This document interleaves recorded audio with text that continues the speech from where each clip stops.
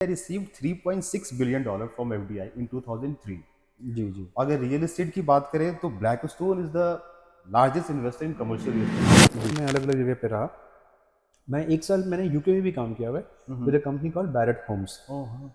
तो जैसे Barrett Homes is one of the largest real estate development companies in London. RERA का implement होना, because जब रेरा इम्प्लीमेंट हो रहा था I was heading Central park, तो वो 1 मई 2017 को ये लॉन्च हुआ और हमारे लिए बड़ा स्ट्रेनस एक्सपीरियंस रहा वो उन दिनों का।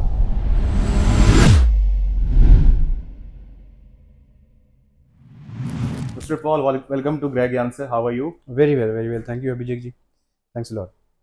Sir, can you tell me about your journey, how you started and how you come to real estate? See, it's a long story. I am a graduate of economics honors from DU. Okay. I did my masters, then did my MBA, and my first job was into technology. Okay. So softwares, I was in pre-sales. So technology based, I kept traveling in different parts of the world, and I had spent almost 3 years in London. Okay. So out of those 3 years, the last year, I switched from technology to real estate. Okay. And that's when I realized that real estate has a lot of potential, right? So मेरे को वापस था कि मैं India में वापस आऊँ and then get into real estate. Okay. So my first job in real estate was with M3M. ये कब की बात है? ये 2010 की बात है। 2010 में आपने M3M ज्वाइन किया? M3M ज्वाइन किया, तब ज़्यादा लोगों को M3M के बारे में आइडिया नहीं था। M3M शायद आ ही रहा था, मतलब स्टार्ट ही कर रहा था। बिल्कुल स्टार्ट कर रहा था। प्रोजेक्ट कॉन्सेप्ट बहुत अच्छा था और इतने बड़े स्केल में डेवलपमेंट उस वक्त किसी और जगह पे नहीं थी, एक्सेप्ट जो डीएलएफ के नॉन प्रोजेक्ट्स हैं उनको छोड़कर। ठीक है। तो उसकी मतलब आप कह सकते हो कि उस पॉपुलैरिटी उस प्रोजेक्ट के बेसिस पे बढ़ती चली गई और उसका आज हमारे सामने ये M3M गोल्फ एस्टेट का जो डेवलपमेंट हुआ है। तो ये जो प्रोमोटर्स हैं, मिस्टर बसंत बंसल, मिस्टर पंकज बंसल, ये उनका थॉट प्रोसेस था, वो फ्यूचर को देखने की कैपेबिलिटीज थी जो वो 10 साल पहले देख सके और उन्होंने बनाया है। तो आज गुड़गांव में M3M is everywhere. M3M is everywhere. So that was a storyline that started, and imagine that started. So हम लोगों के लिए that started in 2010. उनकी जद्दोजहद जो थी वो तो उससे पहले ही शुरू हो गई थी। ठीक है। एंड एक इतने बड़े प्रोजेक्ट के सक्सेस के बाद आपका कॉन्फिडेंस भी बड़ा होता है, तो आप फिर ऑफ कोर्स उसी सक्सेस स्टोरी को और जगह पे रेप्लिकेट करते हैं, स्टार्टिंग फ्रॉम सेक्टर 65, सेक्टर्स, मतलब हर सेक्टर्स में ही तकरीबन हर जगह पे उनके पास है। M3M में आप कितने साल रहे सर? M3M में तकरीबन मैं ढाई 3 साल था M3M में। आफ्टर फिर सो उसके बाद there was a company called four seasons private residences. ठीक है। सो इट्स अ बेसिकली वो हॉस्पिटैलिटी ग्रुप की कंपनी थी who were doing their own private residences. वहाँ पे काम किया, वहाँ पे बहुत ज़्यादा दिन तक नहीं था। that was a brand which was launched in India by 3Cs. तो कुछ इंटरनल अंडरस्टैंडिंग की कमी होने की वजह से the project was stalled for a while. लेकिन उस वक्त हम लोग निकल गए थे and then I joined Ireo Grand Hyatt Residences. That was a great experience. जो आप आज सेक्टर 58 में जो आप गुड़गांव ग्रैंड हाइट रेजिडेंस देखते हैं, ठीक है, तो हायत होटल और ग्रैंड हायत के साथ साथ वो 5 टावर्स, वो बहुत अच्छा प्लान था। उसमें काम करने का मौका मिला। बहुत बढ़िया। तो और वो सारा एरिया, मतलब कुछ भी नहीं था वहाँ पे, तो कुछ भी नहीं था। दैट सर उसके बाद then I joined central park. अरे अगेन हाँ, सेंट्रल पार्क, तो that was a great experience. वहाँ पे तकरीबन 5 साल थे। 5 साल रहा मैं सेंट्रल पार्क में। So I was heading Central Park Resorts when I joined in 2014, in the initial months of 2014। और तब वो प्रोजेक्ट अपने आप में वो भी एक यूनिक प्रोजेक्ट है। आप तो गए ही होंगे। बिल्कुल सर, कौन नहीं गया होगा। हाँ, वो प्रोजेक्ट में क्या है कि जैसे उसका जो बेसमेंट है, मतलब आप इमेजिन कीजिए एक शहर है जो बेसमेंट में बसा हुआ है, एक शहर है जो जमीन के ऊपर है और एक शहर जो जमीन के नीचे है। तो unique concept and of course no wonder, मतलब एक 2.5-3 करोड़ का अपार्टमेंट आज 12 करोड़ तक अगर पहुंचा है, वो भी एक जर्नी है। बिल्कुल सही। तो वो जर्नी के दौरान बहुत इन्वेस्टर्स से, बहुत कस्टमर्स से, बहुत other stake holders also that we met and we realized कि रियल एस्टेट को देखने के बहुत सारे पहलू हैं। मतलब एक पहलू तो वो है जिससे हम देख रहे हैं, एक वो पहलू है जो सामने वाला, अगर वो बायर है तो बायर अपने पॉइंट ऑफ व्यू से देखता है कि वो कैसी लाइफस्टाइल वो जिएगा वहाँ पे। So he is focused at quality of life. एक इन्वेस्टर है, वो देखता है कि अगर इतनी अच्छी प्रोजेक्ट बन रही है तो उसमें क्या ROI वो अर्न कर सकते हैं।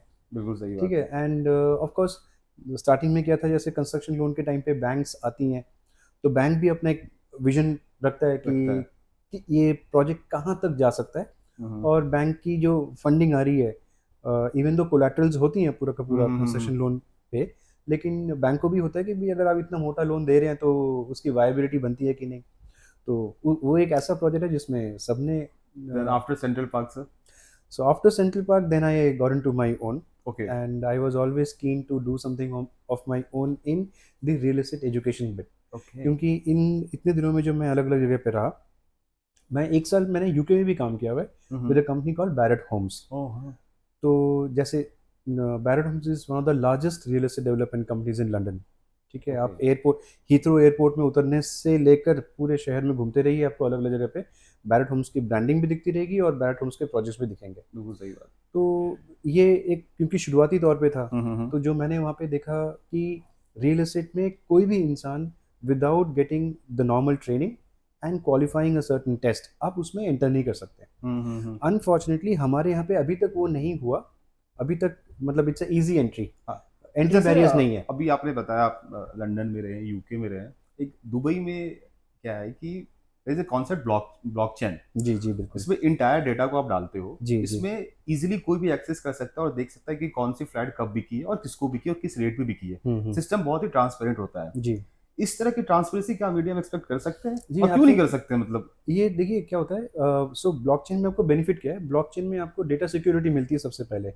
और मैं आपको एक छोटा सा पहले थोड़ा सा आपको और हिस्ट्री में लेके जाना चाहता हूँ। ठीक है। India is known as a IT hub, that is because availability of excellent man power, skill for a job and at a reasonable rate compare to the western world. बिल्कुल सही। ठीक है ना। तो अब अगर हम ब्लॉकचेन की बात करते हैं, आप देखिए IIT चेन्नई में, IIT मुंबई में, दिल्ली IIT में वो ब्लॉकचेन पढ़ाते हैं। तो अगर easy availability of resources are freely available in terms of skilled workforce, ये तो एक नेसेसिटी है ही, आपको डेटा सिक्योरिटी देना ही पड़ेगी। तो ब्लॉकचेन में the data it gets encrypted, आप उसको ब्रेक करके उसके अंदर एंटर नहीं कर सकते। अब दुबई में अगर आप दुबई की जो रजिस्ट्री है प्रॉपर्टीज की, वो कंप्लीटली ब्लॉकचेन में है, ब्लॉकचेन पे है ना, तो आप डेटा कस्टमर्स के लिए बहुत ही ट्रांसपेरेंट हो जाता है। ट्रांसपेरेंट है, डेटा सिक्योर इंडिया में है। इतना डिफिकल्ट क्यों है ये करना? नहीं, इंडिया में डिफिकल्ट नहीं है, अभी तक वो इनिशिएट नहीं किया गया, बट वो 100% होएगा। ठीक है। ठीक है ना। जैसे जैसे हम आगे बढ़ेंगे, जैसे साइबर थ्रेट्स आते चले जा रहे हैं, तो गवर्नमेंट भी नए नए इनिशिएटिव लेते चले जा रहे हैं अपने डेटा को प्रोटेक्ट करने के लिए। तो ब्लॉकचेन इस जर्नी में, ब्लॉकचेन एक बहुत ही क्रूशियल टेक्नोलॉजी का पार्ट अदा करने वाला है। बिल्कुल सही। अब इसके साथ साथ आप देखिए टेक्नोलॉजी में कितने सारे इनोवेशंस हुए। हम जैसे पावर BI की बात करते हैं, आज हर कोई स्कूल में या कॉलेजेस में, या there are so many private academies जहाँ पे पावर BI भी पढ़ाया जा रहा है। अब पावर BI में क्या है, फॉर एग्जाम्पल जैसे आपने ब्लॉकचेन में बोला, blockchain is security of data. ठीक है। Power BI is comparisons. आप जैसे गुड़गांव में कितने सेक्टर्स हैं, उन सेक्टर्स में कितने डेवलपर्स हैं, उन डेवलपर्स के पास कितने प्रोजेक्ट्स हैं, वो प्रोजेक्ट्स कब लॉन्च हुए थे, उन प्रोजेक्ट्स के लॉन्च प्राइजेस क्या थे, और उन प्रोजेक्ट्स के आज प्राइजेस क्या हैं। तो ये जो जर्नी है, अगर आपके पास डेटा मतलब डेटा में अगर सपोज नल डेटा ना हुआ, अगर आपके डेटा करेक्ट फॉर्मेट में है, आपको बहुत अच्छी रिपोर्ट्स मिलती हैं। वही बहुत ही ट्रांसपेरेंट हो जाएगा, मार्केट थोड़ा कंट्रोल हो जाएगा। जी वो हाँ, मतलब देखिए ये मेरे ख्याल से, मुझे ऐसा लगता है क्योंकि आज बायर के पास सारे एवेन्यूज़ हैं एक सही इन्फॉर्मेशन लेने के, और आज के दिन बायर बहुत ही इन्फॉर्म्ड है। तो हमारे को भी अपने आप को कहीं ना कहीं अपग्रेड करना पड़ेगा बायर के उस एक्सपेक्टेशन पे खरा उतरने के लिए। तो ये सारी जो टेक्नोलॉजीज़ हैं, ये हमें कामयाब बनाएंगी एक अच्छे बायर तक, सही with the right piece of information. Correct. तो बायर को हम उस हिसाब से अपने फैक्ट्स रख सकते हैं, एंड लेट द बायर जज और let the buyer decide whatever suits him most. तो ये सारे टेक्नोलॉजी के प्लेटफॉर्म हम लोग यूज़ कर रहे हैं। फिर आर्टिफिशियल इंटेलिजेंस है। टेक्नोलॉजी की बात करें तो रीड की बात कर लेते हैं सर। रीड क्या है और रीड पे लोग इन्वेस्ट कैसे कर सकते हैं और रीड से पैसे कैसे बना सकते हैं? हाँ, ये आपने बहुत अच्छी एक बात की। देखिए रीट्स is real estate investment trust. बिल्कुल, जैसा ये नाम आपको सजेस्ट करता है, इट्स अ ट्रस्ट। ठीक है ना। अब अगर हम अपने हिंदुस्तान के प्रोजेक्ट्स को बाहर के प्रोजेक्ट्स के साथ अगर कंपेयर करते हैं, तो बाहर जैसे कमर्शियल, फॉर एग्जांपल न्यूयॉर्क में या सैन फ्रांसिस्को में पूरी की पूरी एक कमर्शियल डेवलपमेंट है। अब डेवलपर ने उसको डेवलप किया, एंड इतना तेज़ रिटेल होने की वजह से ब्रांड्स हैं जो उस रिटेल डेस्टिनेशंस पे अपने शॉप्स या अपने शोरूम्स उसमें ऑपरेट करते हैं, या ब्रांड लीज आउट हो गए वहाँ पे। Absolutely correct. अब इससे क्या हो रहा है कि अगर जिस डेवलपर ने डेवलप किया, उसका मेन लाइन ऑफ बिजनेस तो रियल एस्टेट डेवलपमेंट है। ठीक है। ठीक है, अब इतने बड़े मेजर डेवलपमेंट के बाद आप कहीं ना कहीं अपने कैपिटल को इन्वेस्ट कर बैठे हैं। अब आपको अपनी कैपिटल को लिक्विडेट करना है। ठीक है, आप उसमें से प्रॉफिट बना के बाहर निकलना चाहते हैं। तो रीट्स है, जैसे आप रीट्स को क्राउड फंडिंग की तरह भी सोच सकते हैं। तो कोई एक इंडिया में ब्लैकस्टोन है या ब्रुकफील्ड है, डीएलएफ की रीट्स हैं, ठीक है, शोभा की रीट्स हैं, एम्बेसी की रीट्स हैं, फिनिक्स की रीट्स हैं। रीट्स कैसे खरीद सकते हैं हम?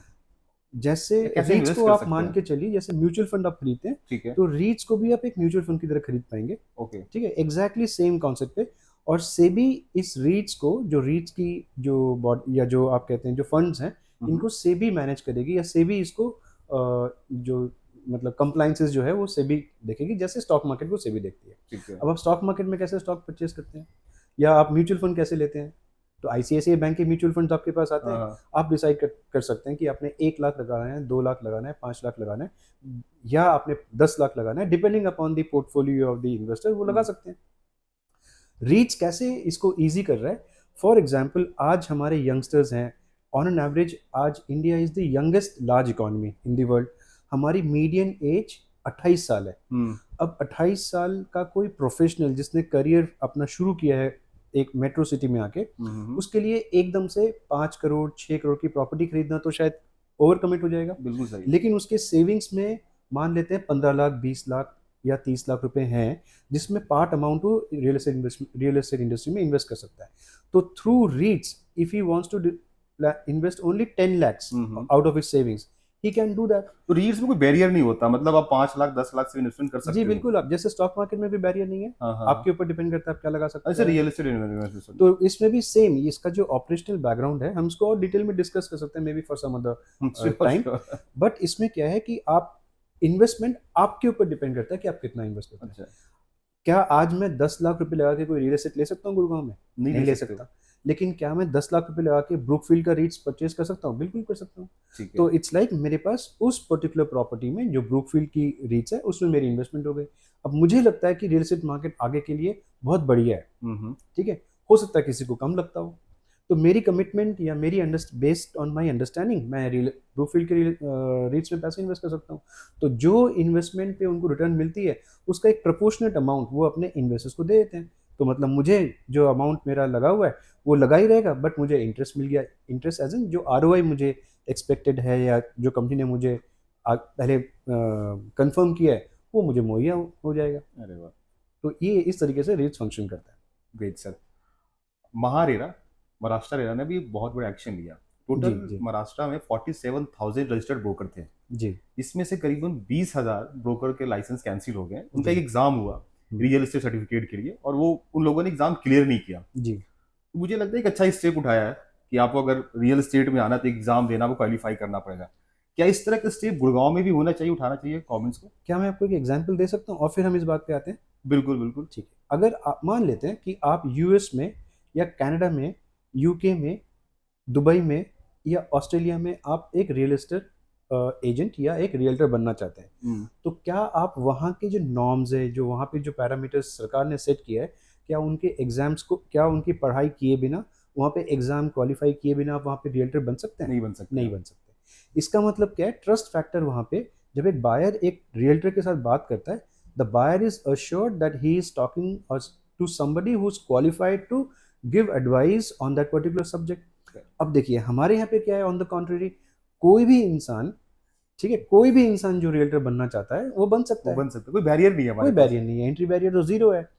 तो इस केस में क्या होता है कि हम जो एडवाइस है ना, हमारी कोई स्टडी नहीं है, हम अपने मन मुताबिक अपने सजेशंस शेयर कर रहे हैं। इससे क्या है कि इनकंसिस्टेंसीज बहुत सारी है इंडस्ट्री में। अब सरकार की जिम्मेदारी क्या है? सरकार की जिम्मेदारी ये है कि उन इनकंसिस्टेंसीज को रोके और एक ऐसा एनवायरनमेंट बिल्ड करे, एक ऐसा इकोसिस्टम बिल्ड करे जो इन्वेस्टर्स को सेफ महसूस हो, इन्वेस्टर्स को गलत इंफॉर्मेशन ना दिया जाए। यही है ना सरकार की जिम्मेदारी। बिल्कुल सही बात है। तो क्या हुआ, ये पिछले साल महारेरा ने पहले तो एक नियम निकाला कि every realtor who operates in that particular market will have to be a qualified RERA certified realtor। ठीक है, लोगों ने लाइन लगा के वो सर्टिफिकेट अचीव कर ली, मतलब इट्स लाइक अ लाइसेंस। अब आप उसमें लाइसेंस तो आपने ले ली, बट आपको सरकार का ऑब्जेक्टिव ये है कि आप लाइसेंस लो पढ़ाई करके। तो सबने ले ली वो। तो उसमें जो क्वालिफाई नहीं हो पाए, जो एक जैसे एग्जाम कंडक्ट करवाए में, जो क्वालिफाई नहीं हुए, वो 47,000 रियल्टर में से 20,000, आई थिंक 21,000 रियल्टर्स को उन्होंने डिस्क्वालीफाई कर दिया। ऐसा नहीं है कि वो फिर से अचीव नहीं कर सकता। इट्स लाइक कि आपने गाड़ी के लाइसेंस के लिए अप्लाई किया और आपने वो टेस्ट के लिए अप्लाई किया, तो टेस्ट अगर आप डिस्क्वालीफाई हो गए फॉर सम, दोबारा तैयारी करके आइए, दोबारा तैयारी फिट होके आइए। बिल्कुल, अब फिट होके आइए इंडस्ट्री के लिए, अब फिर से काम कीजिए, क्योंकि ये इंडस्ट्री इतने रैपिड ग्रोथ के लिए प्रोजेक्टेड है कि इंडस्ट्री को तो चाहिए क्वालिफाइड अच्छे लोग चाहिए काम करने के लिए। तो सरकार वो पैरामीटर्स धीरे धीरे सेट कर रही है। अभी महाराष्ट्र से शुरू है, ये धीरे धीरे आप देखते जाइएगा पूरे हिंदुस्तान में फैल जाएगा। मतलब ये ऐसा होगा, 100% होगा, ये 100% है, क्योंकि धीरे धीरे हमारी जो इकोनॉमी है, जितने भी पैरामीटर्स हैं, ये स्ट्रक्चर होते चले जा रहे हैं, ऑर्गेनाइज्ड हो रहे हैं। हर वो इंडस्ट्री जो आज ऑर्गेनाइज नहीं है, उसमें इन्वेस्टमेंट्स कम आएंगी। हर वो इंडस्ट्री जिसमें ट्रांसपेरेंसी ज़्यादा है, ऑर्गेनाइज्ड है, जो जिस सेक्टर्स में काम करने में या इन्वेस्ट करने में इन्वेस्टर सेफ फील करता है, ये उसकी मिनिमम हाइजीन है। ठीक है ना। आप सपोज आप किसी डॉक्टर के पास जाना पसंद करेंगे या किसी कॉक के पास जाना पसंद करेंगे? डॉक्टर के पास, क्योंकि आपको पता है डॉक्टर ने पढ़ाई लिखाई करने के बाद उसने क्वालिफाई करके एग्जाम देके फिर वो डॉक्टर बना है, तो you feel safe with that doctor, है ना। तो सेम वे हम ये चाहते हैं कि हमारी इंडस्ट्री में, रियल एस्टेट इंडस्ट्री में क्वालिफाइड प्रोफेशनल्स आए, जिनकी sensitivities are in the right order to advise a customer where to invest, why to invest, when to liquidate, how to make profits, and in the bargain that he earns money. Customer को भी बुरा नहीं लगता, उसने सही suggestion दिया है, and if he has a certain share to be earned, customers को अपनी शेयरिंग देने को तैयार है। Recently, India received $3.6 billion from FDI in 2003. जी। अगर रियल एस्टेट की बात करें तो Blackstone is the largest investor in commercial real estate. जी। तो अब ये एफडीआई का ट्रेंड हम किस तरफ देख रहे हैं रियल एस्टेट में? देखिए, जो ग्रोथ पिछले कुछ सालों में, पिछले 3 साल में इन पर्टिकुलर इन मैन्युफैक्चरिंग जो गवर्नमेंट ने लॉन्च किया है, वो इरिवर्सिबल है। उसमें से एक मैं आपको एग्जांपल देता हूँ। सरकार का एक स्कीम है PLI, production linked incentive plan. ठीक है, सरकार क्या चाहती है इस स्कीम के थ्रू से कि ज़्यादा से ज़्यादा मैन्युफैक्चरिंग हिंदुस्तान में हो।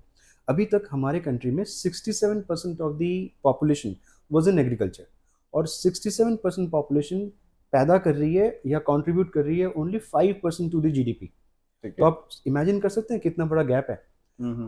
सरकार ये चाहती है कि ज़्यादा से ज़्यादा मैन्युफैक्चरिंग होने से इनोवेशन भी मैन्युफैक्चरिंग में ज़्यादा होता है। हमारे कंट्री में इनोवेशन भी ज़्यादा होगा तो कंट्री की प्रोग्रेस भी ज़्यादा होगी। अब हमारे जो इंटरनल इकोसिस्टम है, उसमें जो इनोवेशंस हमें चाहिए अपने देश के लिए, दैट इज़ नॉट इनफ। तो सरकार ये चाह रही है कि बाहर की कंपनीज इंडिया में आए और अपने मैन्युफैक्चरिंग फैक्ट्रीज या सेटअप्स यहाँ पे डाले। उससे कुछ बेनिफिट, जैसे एक तो एम्प्लॉयमेंट मिल जाएगी, तो कहीं ना कहीं मनी सप्लाई वापस हमारे इन्वेस्टर्स के हाथों में या एम्प्लॉयज़ के हाथों में रहेगा, पहली बात। दूसरी बात ये है कि प्रोडक्ट में इनोवेशन आएंगे, नए टेक्नोलॉजीज आएंगी, ठीक है, जो हमें आज बहुत सख्त ज़रूरत है आगे बढ़ने के लिए। और तीसरी बात क्या है, as a whole world knows that we are the fastest growing large economy. तो इस दुनिया में कोई ऐसी कंपनी जिसने आगे बढ़ के या आगे चल के अपने मैन्युफैक्चरिंग को बढ़ाना है, हिंदुस्तान में आए बिना वो कंपनी आगे ग्रो नहीं हो सकती और नहीं हो सकती। ठीक है, तो इन कंपनीज को यहाँ पे अगर लाएं तो उन्हीं कंट्रीज में, जैसे आपने ब्लैकस्टोन बताया, ब्लैक रॉक है, ब्रूकफील्ड है, और भी बहुत सारी कंपनीज हैं बाहर से जिनके पास ट्रिलियंस ऑफ डॉलर्स के पोर्टफोलियो हैं। वो रियल एस्टेट में कैसे ये अफेक्ट करेगा और इसकी ग्रोथ कैसे?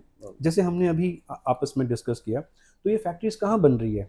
एक छोटा सा एग्जांपल है, जैसे गुड़गांव से बाहर निकलते हुए जब आप सोनीपत की तरफ जाते हैं, खरखोदा है, ठीक है ना। हम सब इमेजिन कीजिए, there was a time when Maruti was the only manufacturer which contributed और which held the entire Gurgaon together. ऐसे ही था, बिल्कुल सही। तो आप सोचिए, जो सेटअप मैन्युफैक्चर में था मारुति का, उससे 3 टाइम्स बड़ा, तकरीबन 4,500 एकड़ जमीन पे खरखोदा में मारुति अपनी नई सेटअप बना रही है। तो इससे आपको क्या लगता है कि वहाँ पे प्राइसेस बढ़ेंगे या कम हो जाएंगे? बढ़ेंगे। एम्प्लॉयमेंट अपॉर्चुनिटीज भी बढ़ेंगी। तो सरकार यही चाह रही है कि जब ये कंपनीज यहाँ पे आएंगी, वो अगर फैक्ट्रीज डालेंगी, उनको ऑफिसेस चाहिए तो कमर्शियल ऑफिस की डिमांड बढ़ेंगी। उन ऑफिसेस में आप और हम जैसे लोग काम करेंगे तो हमें सैलरीज मिलेंगी, तो कहीं ना कहीं वही पैसा घूम के वापस इकोनॉमी में आएगा। हम अगर नौकरियां कर रहे होंगे वहाँ पे या काम कर रहे होंगे तो वही उन्हीं पैसों से हम अपनी प्रॉपर्टीज भी परचेज करेंगे। तो ये एक ऐसा पॉजिटिव इम्पैक्ट है जो आगे चल के चलता ही रहेगा, क्योंकि अभी तो शुरुआत है, अब नई government is in full motion. अब जो पुराने रुके हुए कुछ लॉज थे या जो रिफॉर्म्स थे, फॉर एग्जांपल कॉन्ट्रैक्ट लॉ हो गया या लेबर रिफॉर्म्स हो गए, इनमें रिफॉर्म्स लाए जाएंगे तो इसमें और भी कंपनीज इंडिया में जो रुकी हुई थी वो सारी की सारी आएंगी यहाँ पे अपनी फैक्ट्रीज डालने के लिए। तो ये पूरा एक पॉजिटिव इकोसिस्टम अपने आप आपके सामने बिल्ड होता चले जाएगा। Okay, so how AI transforming the real estate? That's a very good thing. See, AI is there are two ways to look at this. One, आप देखिए, एक छोटा सा मैं आपको एग्जांपल देता हूँ एंड आई थिंक हमारे आपके व्यूअर्स भी इसको रिलेट कर पाएंगे। बिल्कुल। देयर वाज अ टाइम, एक छोटा सा वेबसाइट बनाने के लिए हमारे को 6 महीने लगते थे। ठीक है, टेक्नोलॉजी में इनोवेशंस आई, फिर वो 6 महीने का हम 3 महीने में करने लगे। कुछ ऐसे प्लेटफॉर्म्स आए जैसे वर्डप्रेस आ गया, मेजेंटो आ गया, ये कुछ प्लेटफॉर्म्स थे जिनके बेसिस पे वो 3 महीने का काम हो सकता है 2 महीने में होने लगे। अब एआई के आने के बाद वो 2 महीने के काम 1 दिन में हो सकता है। आप अच्छे स्क्रिप्ट्स लिखिए, अपनी रिक्वायरमेंट्स एआई को एग्जैक्टली समझाइए, और आप जैसे होनहार रियल्टर्स जो हैं वो अपनी रिक्वायरमेंट्स अगर आपने एआई को समझा दिया एक बार, आपकी वेबसाइट वो 5 मिनट आपकी वेबसाइट तैयार हो जाएगी। तो वो वेबसाइट क्या है, आप तो सपोज आपके कस्टमर्स दुनिया भर में फैले हुए हैं, तो क्या आप दुनिया के हर कस्टमर तक पहुंच सकते हैं? नहीं पहुंच सकते, लेकिन आपका वेबसाइट तो पहुंच सकता है। तो आपको एक वो प्लेटफॉर्म मिल जाता है एआई जैसे प्लेटफॉर्म को यूज, वो एक प्लेटफॉर्म मिल जाता है एआई जैसे टेक्नोलॉजी को यूज करके, जहाँ पे आपकी ग्लोबल रीच बढ़ती है। और आज हम देख भी रहे हैं कि काफ़ी सारे ऐसे रियल्टर्स भी हैं या ऐसे सेक्टर्स में से भी लोग आ रहे हैं रियल एस्टेट की प्रोग्रेस को देखते हुए, जो इन सब टेक्नोलॉजी को यूज़ कर रहे हैं।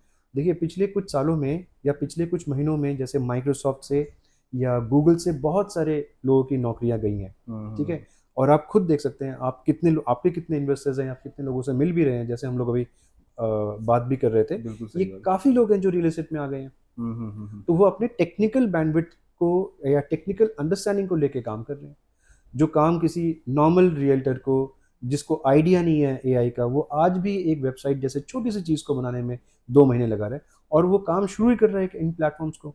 तो टेक्नोलॉजी के हर एस्पेक्ट को यूज़ करते हुए आगे बढ़ रहा है। बायर्स को कोई बेनिफिट मिल सकती है एआई से? देखिए, अगर बायर्स को इसमें ना 2 चीज़ें हम देख सकते हैं। पावर बीआई एक ऐसा कॉन्सेप्ट है, आगे चल के जैसे आज अगर हम एक्सेल के बिना एक ऑफिस में एनालिटिकल कोई जॉब अगर हमारे को करना है, एक्सेल में कोई काम करना है, हम इमेजिन ही नहीं कर सकते, है ना। आज से 6 महीने साल भर के बाद आप ये देखिएगा, अगर कोई इंसान ऑफिस में जॉब करना चाहता है या कोई एनालिटिकल जॉब करना चाहता है, अगर उसको पावर बीआई नहीं आता, उसको जॉब नहीं मिलेगी। It will become the eventually this will become the minimum hygiene benchmark. ठीक है, बिकॉज सारी एनालिसिस आपको डेटा सही से फीड करना है और सॉफ्टवेयर ऑटोमेटिकली आपको सारी एनालिसिस करके दे देगा, ग्राफिकल प्रेजेंटेशन दे देगा। बायर के लिए आपके डेटा को एक एक्सेल के बोरिंग शीट को समझना ज़्यादा मुश्किल है, लेकिन उससे निकले हुए सारे ग्राफ्स को इमीडिएटली समझ सकते हैं। अब उसको आप पाई चार्ट में दिखाइए, आप हिस्टोग्राम्स में दिखाइए, प्रीवियस डेटा क्या था, करंट डेटा क्या है, फ्यूचर एनालिसिस आप क्या सोचते हैं, तो एनालिसिस जो है आपके लिए वो बहुत ईजी हो जाता है। ठीक है, सो वो बायर के लिए बायर की अंडरस्टैंडिंग सेफ अगर है तो बायर अपने इन्वेस्टमेंट को उस हिसाब से डिसाइड कर सकता है। अभी काफी एआई बेस्ड होम्स भी लॉन्च कर रहे हैं बिल्डर्स। हाँ, मतलब जैसे see it's like suppose motion sensors हैं, इन अ वे देखा जाए तो वो भी एक आर्टिफिशियल इंटेलिजेंस ही है ना। आपने जैसे ही आपने घर के दरवाजे को खोला, लाइट्स जैसे ही मोशन को वो सेंस करेगा, घर के लाइट्स ऑन हो जाएंगे। आप किसी बेडरूम में गए, अगर आपकी जो एयर कंडीशनिंग है वो आपके मोशन को अगर रीड करता है तो उसमें एयर कंडीशनिंग स्टार्ट हो जाती है। तो ऐसे बहुत सारी चीजें पहले भी शुरू हो गई थी, बट इसमें एडवांसमेंट और होता चले जा रहा है। रैपिडली ग्रोथ आप देखने को मिल रहा है, रैपिडली ग्रोथ हो रहा है और ये अनस्टॉपेबल है, ये रुकने वाला चीज नहीं है अब। प्लस क्योंकि इंडिया ऑलरेडी टेक्नोलॉजी में इतना एडवांस रहा है हमेशा, तो हमारे लिए cost of incorporating this technologies in real estate is comparatively less. तो आप एकदम से देखेंगे कि बहुत सारी नई नई इनोवेशंस टेक्नोलॉजी से रिलेटेड हमारे रियल एस्टेट में हो रही है। जैसे रियल एस्टेट की बात करें तो मुझे लगता है गुड़गांव सेगमेंट की बात कर लेते हैं। इसमें मुझे 2 तरफ से ये दिखता है गुड़गांव। एक तरफ ये दिखता है कि प्रोजेक्ट के दाम मतलब आसमान छू रहे हैं। अच्छा, ठीक है। लोग प्रोजेक्ट लॉन्च हो रहा है, 4-5 दिन में प्रोजेक्ट सोल्ड आउट हो जा रहा है जी। कोई भी प्रोजेक्ट 4 करोड़ 5 करोड़ से नीचे है नहीं, आप इन्वेस्टमेंट कर नहीं सकते। दूसरा तरफ ये भी है कि एक मिडिल सेगमेंट जब तक ये सोच पाता है कि मैं प्रॉपर्टी लूं, वो प्रॉपर्टी उसके बजट से बाहर हो जाती है या प्रॉपर्टी में इन्वेंट्री नहीं होती। ठीक है। तो ये दो पहलू क्यों है रियल एस्टेट के? देखिए, इसको ना हम ऐसे समझ सकते हैं अभिषेक जी, जैसे इंसान इन्वेस्टमेंट कहाँ करता है, इंसान के पास क्या क्या ऑप्शंस हैं। तो या तो वो प्रेशियस मेटल ले सकते हैं, गोल्ड एंड सिल्वर, या वो स्टॉक्स में लगा सकते हैं, फाइनेंशियल इंस्ट्रूमेंट्स में, स्टॉक्स, म्यूचुअल फंड्स, सॉवरेन्स फंड्स में लगा सकते हैं। ठीक है, ऐसे बड़े सारे ऑप्शंस हैं। और तीसरा जो है वो है रियल एस्टेट, लैंड में। तो आज अगर स्टॉक्स आप देखिए ऑलमोस्ट 78,000 पहुंच चुका है। बिल्कुल। ठीक है। गोल्ड जो again which is a investment option, वहां पे गोल्ड पहुंच चुका है 76,000। तो आपको ऐसा क्यों लगता है कि रियल एस्टेट के दाम नहीं बढ़ेंगे? डिमांड तो है ही। तो 3 इंस्ट्रूमेंट्स है ना आपके इन्वेस्टमेंट के, तो ये तीनों इंस्ट्रूमेंट्स कंसिस्टेंटली आगे बढ़ रहे हैं प्राइसेस में। एक तो डिमांड है जो लाइक आई सेड अर्लियर कि हिंदुस्तान में India is a large economy with the youngest population. 28 साल की हमारी मीडियन एज है। चाइना में that median age is close to 40 years. तो आप देखिए हम उनसे कितने, हमारे यहाँ पे यूथ पावर कितनी ज़्यादा है। तो वो मेहनत करेंगे, और जो मेहनत करके वो इनकम जनरेट करेंगे वो कहाँ इन्वेस्टमेंट करेंगे? ये 3 फाइनेंशियल इंस्ट्रूमेंट्स है, इन्हीं में इन्वेस्ट करेंगे। तो सही बात है। तो रियल एस्टेट की तो इन्वेस्टमेंट आती ही चली जाएगी। पहली बात। दूसरी बात, जो अगर हम पिछले साल सरकार की जो रिपोर्ट्स आई, हमने एक्सपोर्ट्स को क्लोज किया 776 बिलियन डॉलर्स। तो वो एक्सपोर्ट्स कौन कर रहे हैं? आप और हम जैसे ही बहुत सारे एक्सपोर्टर्स हैं, गुड़गांव में भी और दिल्ली में भी और ऑल ओवर इंडिया, जो एक्सपोर्ट कर रहे हैं। तो जो उनकी एक्सपोर्ट जो इनकम हो रही है, वो इनकम में काफ़ी बड़ा इन्वेस्टमेंट जो है वो आपके रियल एस्टेट में आ रहा है। तीसरी बात, हमारे जो बैंकिंग सेक्टर है, बैंकिंग सेक्टर में जो पैसा है, अब जितने भी एनपीएस थे वो सारे खत्म हो गए। अब बैंक के पास सरप्लस पैसा है। बैंक जब तक अपने फंड को डिप्लॉय नहीं करेगा बैक इन द इंडस्ट्री, तो वो तो बैंक के लिए भी एक लायबिलिटी है ना। जो पैसा बैंक का के पास रखा हुआ है, वो तो इन्वेस्टर्स का ही पैसा है जिसमें उसको इंटरेस्ट देना पड़ेगा। तो जब तक वो फंड डिप्लॉय नहीं होगा, तो बैंक अपना रेवेन्यू कैसे जनरेट करेगा? तो बैंक को इसका मतलब फंड डिप्लॉय करना पड़ेगा, इसका मतलब इजी एक्सेसिबिलिटी ऑफ फंड। तो इसीलिए आप देख सकते हैं, आपके पास इतने दिन में कम से कम 50-60 कॉल तो बैंक से आते होंगे कि भाई आप ले लो एक अच्छे रेट ऑफ इंटरेस्ट में। तो जब ये 3-4 फैक्टर्स तो वैसे बहुत सारे इकोनॉमिक फैक्टर्स जो हमारे देश को आज इम्पैक्ट करती है, बिल्कुल सही बात। तो वो सारा पैसा घूम घूम के रियल एस्टेट में आ रहा है। और एज कल्चरली इंडिया में क्या है, हम लोग तो चाहते ही हैं, हमारे खून में है, थोड़ा सा पैसा एक्स्ट्रा जनरेट हुआ, वो हमने जाके रियल एस्टेट में इन्वेस्ट कर दिया। मैं फिर भी वही कह रहा हूँ, मिडिल क्लास सेगमेंट से रीच से बाहर पहुंच गई है रियल एस्टेट में। देखिए, ये मैं जैसे पहले आपको बताया, ये नजरिया है आपके देखने का या मेरे देखने का। ठीक है, जो जिस मिडिल क्लास को आप मिडिल क्लास मान रहे हैं, हो सकता है कि वो कुछ वक्त पहले लोअर क्लास से मिडिल क्लास में ट्रांसफॉर्म हुआ हो, और जिसको आप अपर मिडिल क्लास कह रहे हैं, हो सकता है कि आज से कुछ साल पहले 3 करोड़ का मकान लेना एक हायर मिडिल क्लास की बात थी, है ना। आज तो हर मिडिल क्लास से 3 करोड़ के अपार्टमेंट परचेज कर रहा है। और जो 3 करोड़ वाले थे, अब वो पहुंच चुके हैं आपके वो 6.5 7 करोड़ के अपार्टमेंट्स में। तो वो अपर मिडिल क्लास में पहुंचे हैं, जो इस लेवल पे इन्वेस्टमेंट्स कर रहे हैं। एग्जाम्पल्स आपके पास बहुत सारे हैं। आप डीएलएफ के प्रोजेक्ट्स देखिए, आप गोदरेज के प्रोजेक्ट्स देखिए। 5-5.5 करोड़ की प्रॉपर्टी 3 दिन के अंदर बिक जाना, तकरीबन 640 या 650 मकान, कोई मजाक थोड़ी है। मजाक तो नहीं है। ये डीएलएफ मेड अ न्यूज कि उन्होंने आर्बर जैसे 1250 मकान ऑलमोस्ट 72 घंटे में बेच दिया, and they sold more than $1 billion of inventory in about 72 hours. You know, economic times and all those, it was there all over. ठीक है, आज इट इज नथिंग न्यू। अब ऐसे लग रहा है कि हर प्रोजेक्ट ऐसे दिख रहा है। हर प्रोजेक्ट जो भी लॉन्चेस मैं गुड़गांव में देख रहा हूँ, इवन टॉक अबाउट सिग्नेचर, बिल्कुल, DLF new launch, Anantraj, it is not limited to one brand. हाँ, करेक्ट, ईमार। और ये सर अब क्या है, रेरा के आने के बाद से, और रेरा के आने के बाद मैं ये तो नहीं कह सकता कि सारे पैरामीटर्स में हमने बड़ा अच्छा परफॉर्म किया है, बट हाँ, कुछ पैरामीटर्स हैं जिसमें कि इन्वेस्टर्स का ट्रस्ट हमने गेन किया है, और इन्वेस्टर्स को पता है कि ये जो अच्छे ब्रांड्स हैं who have been consistently delivering quality, जो आपको कमिट कर रहे हैं वो उसको डिलीवर कर रहे हैं। और इन सब जिन कंपनीज का आपने नाम लिया, उनका एक हिस्टोरिक ट्रेंड बना हुआ है। तो कस्टमर जो है आज वो अश्योर्ड है कि अगर वो पैसे लगाएगा, वो पैसे उसके एवज में उसको मकान मिल जाएगा। और एक और तरीका इसको देखने का ये है कि उसके पास ऑप्शन क्या है। आज अगर आप रियल एस्टेट में इन्वेस्टमेंट नहीं करेंगे, आपके पास क्या ऑप्शन है? क्योंकि जिस हिसाब से सरकार ने भी एक कंस्ट्रक्शन की मुहिम छेड़ी हुई है, एयरपोर्ट्स बन रहे हैं, न्यू रेलवे स्टेशंस बन रही हैं, डेडिकेटेड फ्रेट कॉरिडोर्स बन रहे हैं, सी पोर्ट्स बन रहे हैं, रिवर पोर्ट्स बन रहे हैं, तो फैक्टर्स ऑफ कंस्ट्रक्शन तो है, वो तो डेवलपर्स को भी चाहिए, सरकार को भी चाहिए। तो दाम तो बढ़ ही रहे हैं ना, दाम तो कम नहीं हो रहे। और जैसे आपने पहले बताया कि भाई इन्फ्लेशन का इम्पैक्ट, तो इवन दो हमारी इन्फ्लेशन काफ़ी हद तक कांस्टेंट रही, बट एक प्रेशर तो है ही, तो दाम तो बढ़ ही रहे हैं। ऐसे अभी एक नया कॉन्सेप्ट चलन पे है, प्री लॉन्च जी। अब इस पे आपका क्या टेक है? मतलब प्रॉपर्टी आई नहीं है और जब प्रॉपर्टी आ रही है तो प्रॉपर्टी सोल्ड आउट है। जी जी डिसीजन लेने में टाइम बहुत कम मिलता है। जी, ये आपने बिल्कुल सही कहा।